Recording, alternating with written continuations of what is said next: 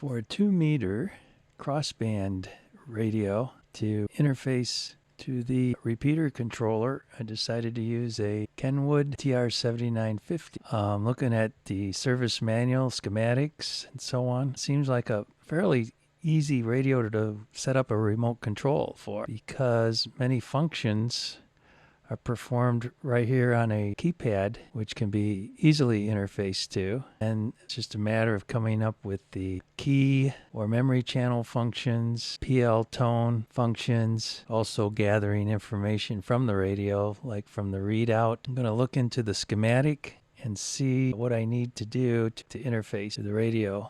I basically want to narrow everything down to be controlled over a Rs232 port.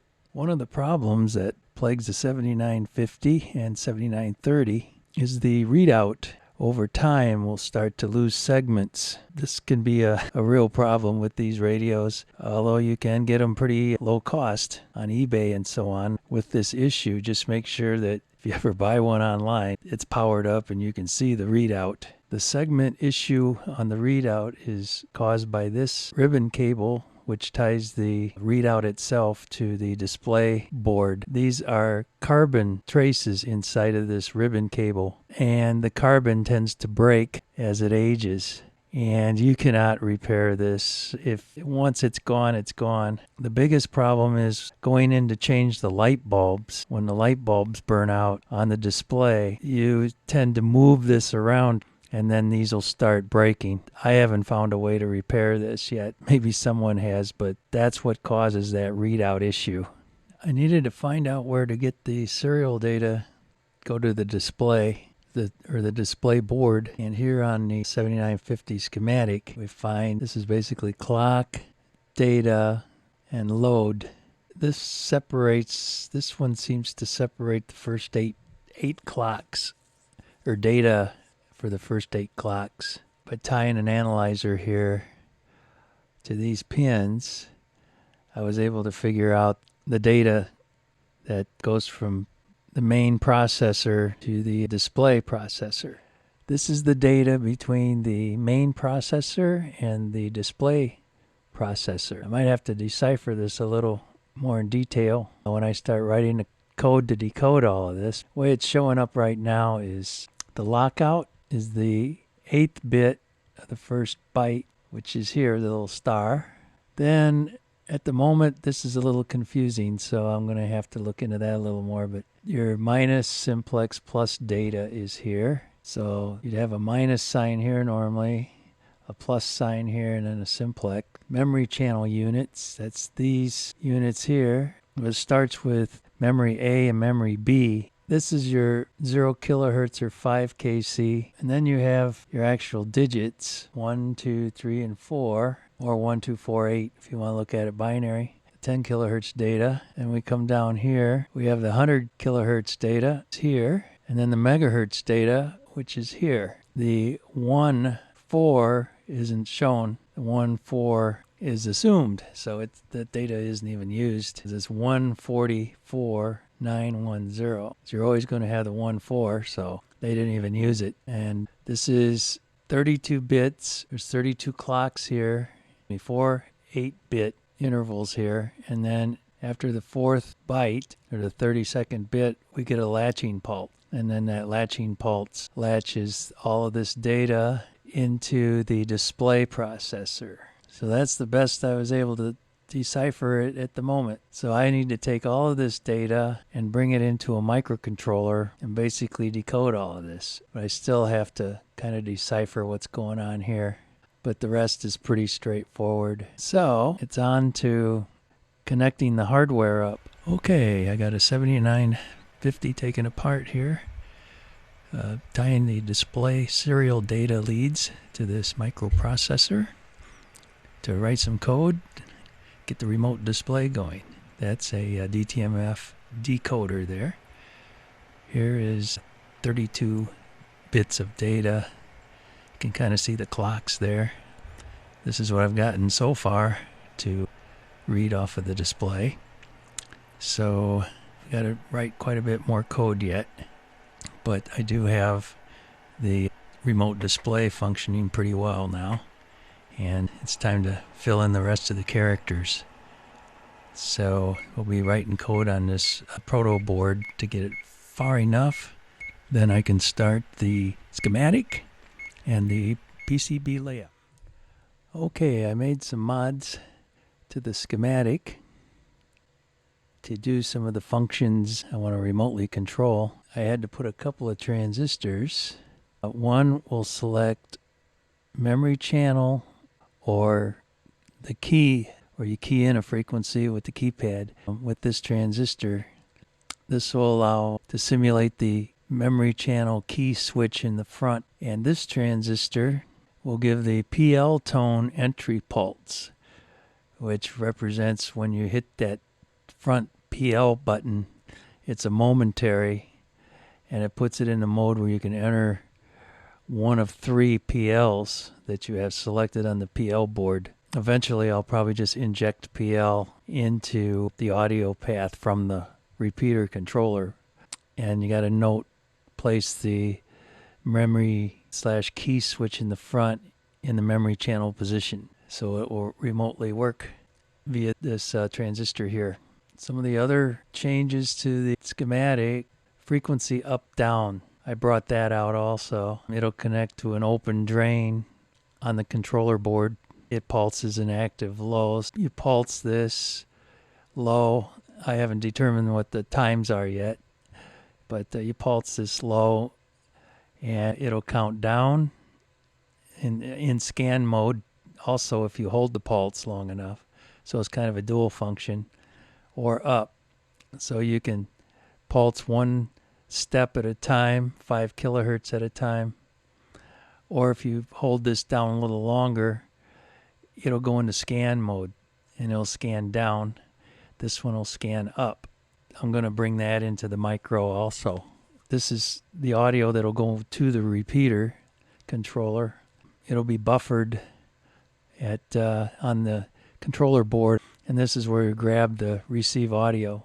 Transmit audio, this is from the repeater, is a place to tap on to get, it's kind of mixes with the existing audio so that you can still use the microphone with the 7950, but also this mixes in audio from the controller.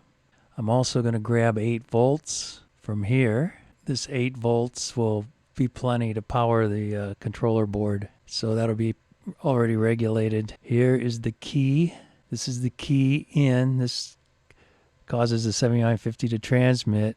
It's a active low, so you put a ground on this pin here and the 7950 will key. This is the COR from the 7950 to the repeater, and it is also an active low. So when this goes low, you've got a signal coming in, and when this is low, you're keying or transmitting. All these taps have to be put onto the board. Here's the board. It shows those 2 transistors and where they'll connect. This is the keypad, and when I go to the schematic, I'll show how that keypad is operated from the microcontroller. This is the plug where the keypad plugs in. This is the tone pulse lead here. This is the memory channel or key frequency entry mode here. This is the up and the down. And here is where you connect the clock data, what they call LD, but it's basically latch pulse, and the LP, which what strips off that first, or kind of makes a window for the first 8 bits of the 32-bit data. There's also connections to the other board here on the 7950. There's audio out, here's COR, here's the key, and audio in, and the 8 volts. You need to run wires to both of these boards. Moving on, here's the schematic with the micro. It's a 8051F380 from Silicon Labs. All of those lines I just showed come into this header here. The serial data, COR, key out, PL, key memory, up, down, then transmit and receive audio. All comes in to this header from the modified PC boards in the 7950. This is the programming header for the micro. And all this data is manipulated here in this micro. This is the keypad system here. These are 74HC4066s, and they basically do exactly what happens when you push a key. It shorts the row and column on a particular key. So these represent the 16 keys that are on the front of the radio, and they're driven by the micro here. So there's 16 I/O that drives these. So if you need a particular key hit, the micro will know which one to emulate. And we have an Rs232 converter chip here, and this takes the serial port from the micro.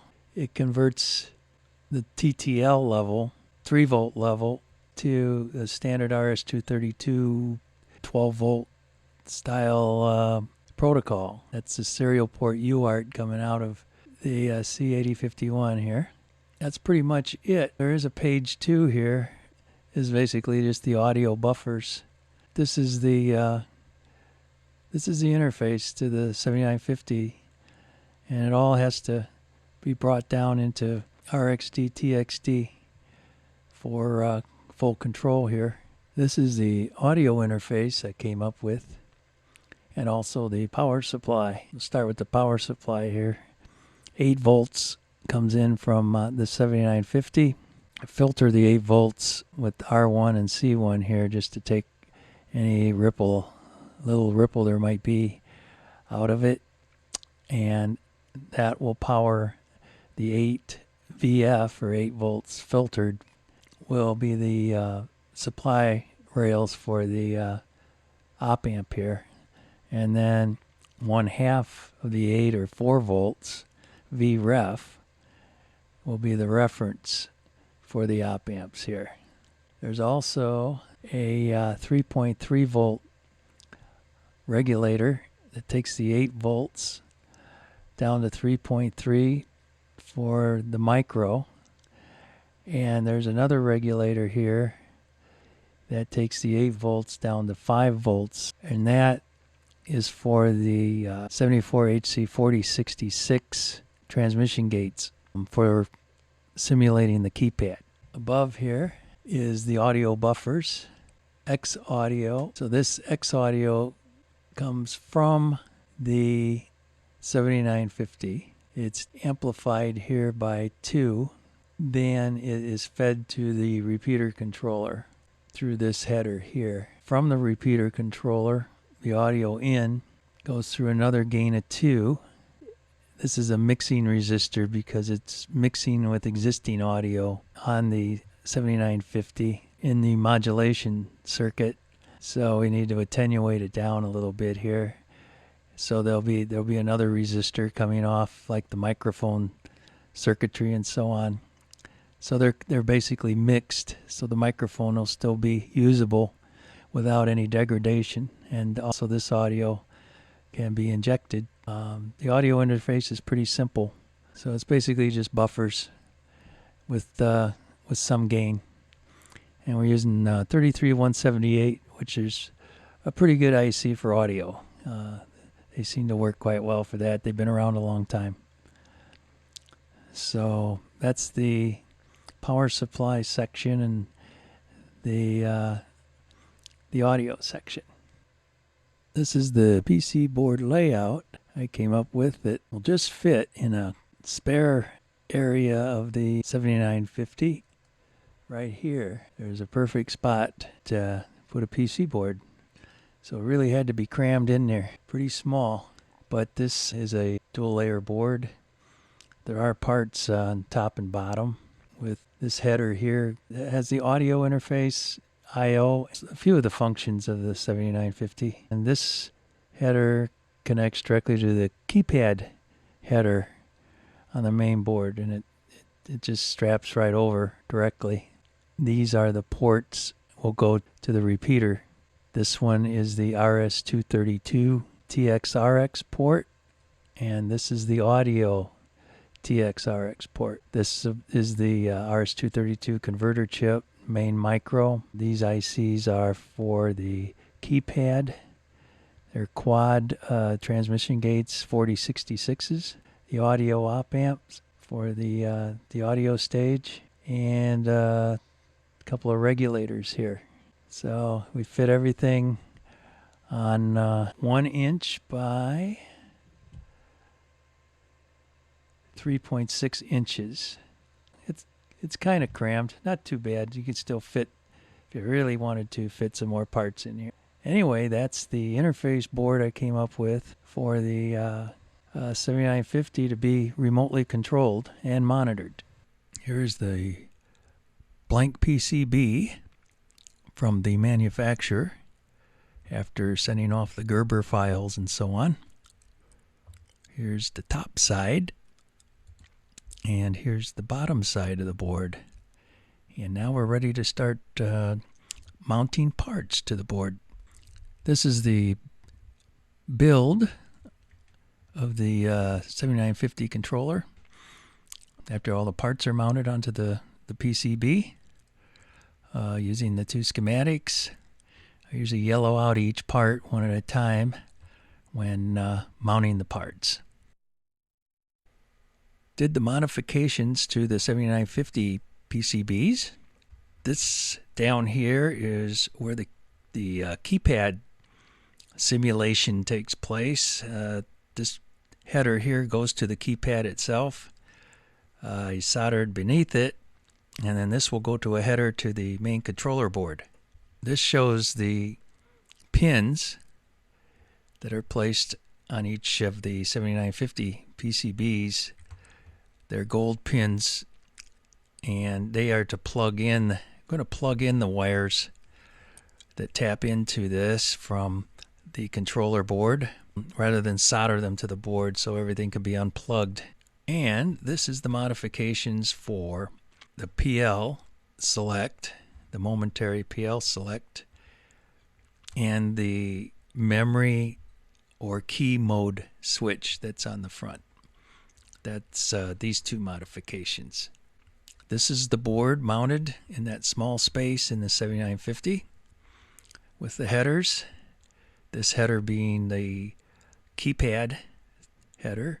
This one is audio and signaling in and out. This is the programming header for the micro. The radio now is ready to have some code written for it. The board is in place.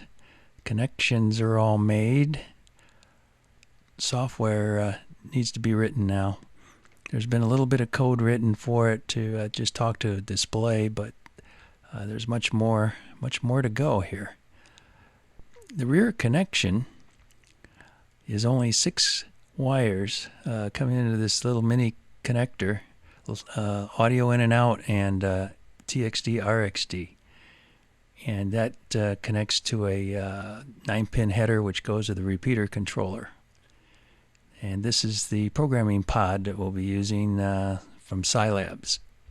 The microcontroller I plan to use is the Scilabs 8051F380. I'll be writing the code in assembly language. The first thing I had to do is develop a file that has all the special functions and the address of these functions in order to bring it into the Kyle editor. I had to make up this file of special function register declarations. First of all, these are the standard 8051 declarations that have been there all along from day one of the 8051, except for a couple here that were added later, I think when the 8052 came out. But then, ever since, all the special functions that have been added to the 8051 profile listed here, and it points to the location. And this is part of an include statement that will be brought into Kyle during assembly. And these are all of the functions of the 380 chip. I had to type this to point to the registers where all of these special functions occur. And there's about 2.5 pages of the special functions of this microcontroller. So all of these are pointing to where they need to be as far as address. Okay, this is the assembly code that I written for the 7950 interface. Here all the ports are defined. This is the serial data talked about earlier from the display, the clock from the 7950, the data, load pulse, UART, transmit and receive, test points. This is the keypad simulation data. If you want to represent pushing the keypad on the touchtone pad in the front of number 1, the number 1, that you would set this bit, number 2, 3A, so that's across the top, and the next row would be 4, 5, 6, and B, so on, 7, 8, 9, C, asterisk, 0, pound, and D. So all 16 keys are represented there. Port 3, the up-down frequency, like would be on the microphone. The frequency key select, this actual transmit key, transmit on the 7950. This is the COR from the 7950, receive signal. This is the PL, enter PL mode, test LED, and this is the sync LED. The sync LED is for the Rs232 port, indicate it's sunk with the far end data that's coming in. Then these are the direct data locations, and these are the display locations. Each one of these display locations represent one segment of the LCD display, up to 24 segments. And later I'll show how that's encoded into the serial stream. This is the actual serial stream here, RB1, 2, 3, 4. So that's radio control flags coming from the repeater controller. And I really only needed 2 bytes to do all the controlling from the repeater. The signals going out from the 7950 to the repeater controller is segment number, segment ASCII code, radio status flags, and all that goes to the far end, or to the repeater controller, and then bits and flags. We set up the interrupts. Timer 0. I always set up a 1 millisecond timer, an overflow timer using timer 0, and I use that as a clock for all the other timings in the controller. So all the timings are based on a 1 millisecond ticker, basically. Initialization, set all the ports. This is the oscillator setup. So it's set for the internal high frequency oscillator. That's at 48 megahertz. Crossbar enables UART 0, port 0.4 and 0.5, which is 4 and 5 TX and RX serial data. And that goes to the repeater controller. Then all the ports are set up, and turn on weak pull-ups. A 1 puts the port pin into a push-pull configuration. Push-pull output only. And all the ports here are set up. Ports 0 through 4. Here's the timer set up for 1 millisecond. Auto reload on timer 0. Serial port setup. In serial port 0, the timer is set to reload to give a baud rate of 57,600. That's the baud rate of the serial port. The interrupt setup, we're using an external interrupt to capture clocks from the display of the 7950. So each time there's a clock, we can grab the data. The interrupt setups, you have external interrupt configuration set for an active high. And what this is set up to do is capture clocks from the 7950's display. It will grab all of the 32 bits that are there. The priority interrupts, external interrupt 0, grabbing the clock data, and timer 0 for the 1 millisecond, timer 1 for the UART, and then external interrupt 0. And then we have the supply, power supply monitor, and then we set bit EA and set timer 0 and timer 1, and we're ready to go. IRAM is basically just locations where fixed numbers have to be loaded into RAM. That's way down at the bottom here. RAM and initialization. All the timers and the display locations is just stuff that's loaded during initialization. Okay, the main program, first we have the serial port control. We start with header, or the first byte, which is a 1010101010 binary. So when the far end sees this particular code, it knows it's in lockstep. And then it sends 4 bytes that the 7950 needs to send to the repeater controller. And then the receive data from the repeater controller also looks as the controller sends this header byte, and then it knows to bring in the 4 bytes from the repeater controller. Then there's an LED called desync. Everything syncs up here. The LED will indicate that. And on the far end, there's also an LED, the far end being the repeater controller. And this is the complicated part, 7950 display load routine. First, the display does not show the 146, 147, whatever band you're on. Actually, the 7950 doesn't even show the 1.4 in the beginning because it's just assumed, but I put it fixed anyway.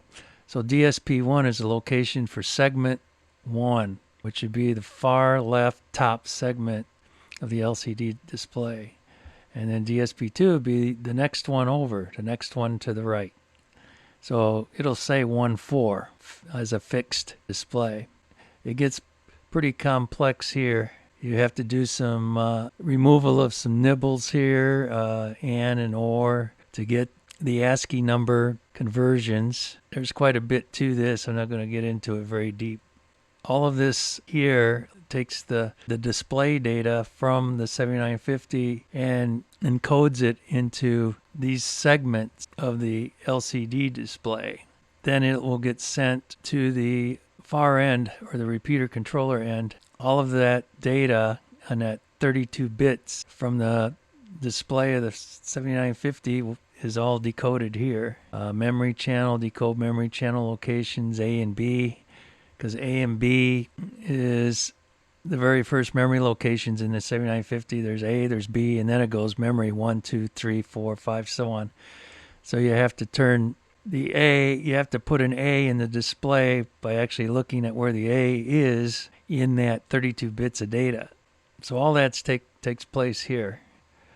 The data from the repeater controller comes in on the serial port as bytes RB1, 2, 3, and 4 isn't used. So it's RB1, 2, and 3. These are assigned to the bit addressable locations, and here's kind of a map of it.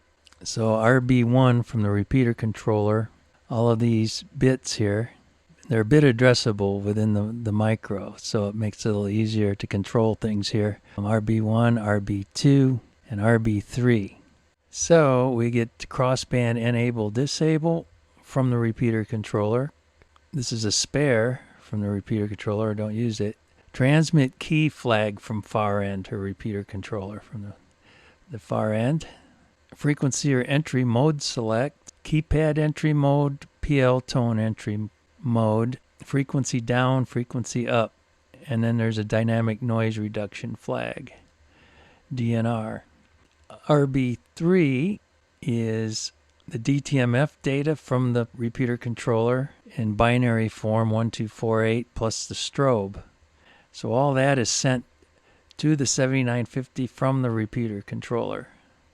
All of these flags here from the repeater controller, all of those flags are decoded here.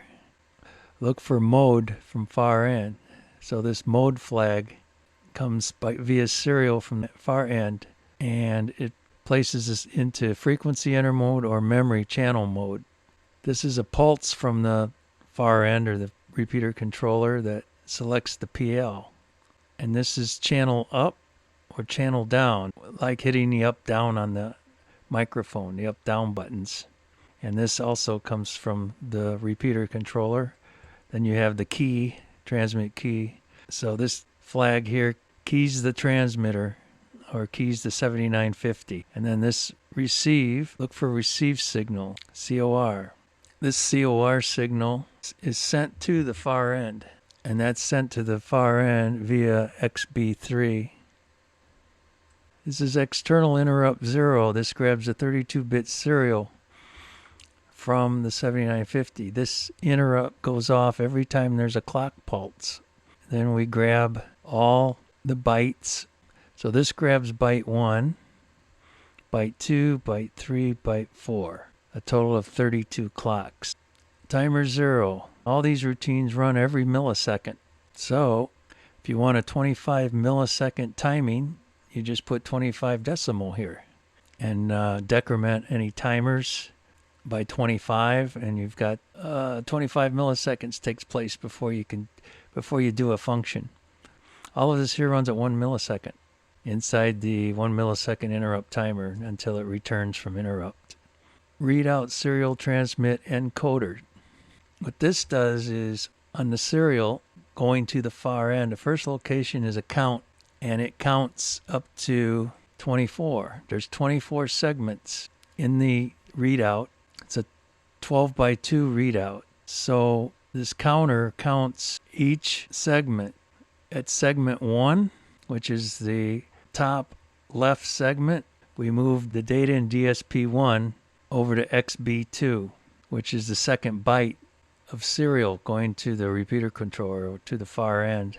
XB1 is the count itself, which is also sent to the far end. If we're on segment 1 at this end, we're at segment 1 at the far end. And when the far end sees that this is segment 1, it will move DSP1 here at the far end into the first segment. So it takes 2 full bytes to do all of this data, all 24 segments. The placement of the display data is counted through. And once you reach 24, down here, the placement count goes back to 0 and starts over. So it takes 2 bytes to send all the display data to the far end and then decode it at that end. That's pretty much it for this section here. The frequency entry mode, the data, the touch tone data from the repeater controller touch tone decoder is sent via the serial port to the 7950 controller here, and this code looks for each digit that's in the binary form. Once a strobe is seen from the DTMF decoder and whatever data is on the line, it will set the bit that controls the transmission gates, and those will simulate a key press on the 7950. And it's all done remotely by taking the touchtone decoder data, bringing it over on the serial port, and then decoding it here into the 16 data leads which control the keypad of the 7950, which is the 15 and then 0 is 16. And this is all done in the 1 millisecond timer interrupt, because there's timings here taking place also. Like here's a 100 millisecond timing for the digit duration. So if you hold the digit more than 100 milliseconds, it'll reset whichever key you happen to be hitting here. So that's just a simple overview of this code here. This is a DTMF strobe detection. And then here we grab the DTMF data off of RB3, which RB3 was the byte that comes from the far end and then was placed in the bit addressable section of the 8051. This is a serial sync detector. That just detects to make sure the serial data coming from the far end is in sync. Going to run a few tests. This keypad is entering DTMF tones, and we're going to control the 7950. Just try a few tests here. Notice the display on the 7950 is repeated on the repeater controller via the controller board in the 7950, and later we'll discuss the repeater controller, which receives the signals from the 7950 via the serial port.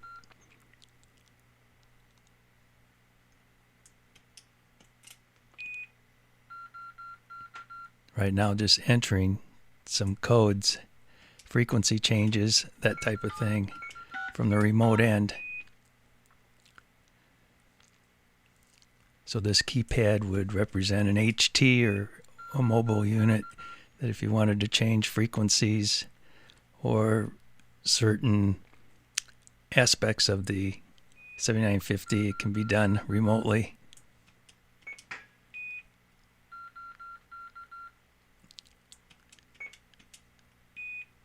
And later it'll show a different 7950 that I'm actually using for this purpose that has a bad display on the radio itself. But the display makes up for it that's on the repeater controller. Right now I put it in scan mode remotely.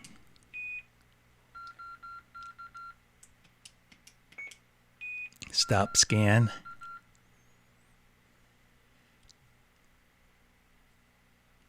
That N that popped up is turned on a noise reduction circuit, which I'll explain later in the repeater controller.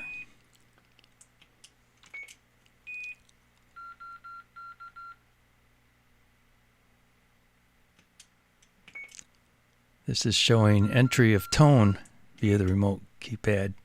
7950 only allows for 3 different tones that you can pre-program in the PL encoder in the radio. I will eventually have a PL controller on the repeater controller and not use the one in the 7950. So it's on to the repeater controller project.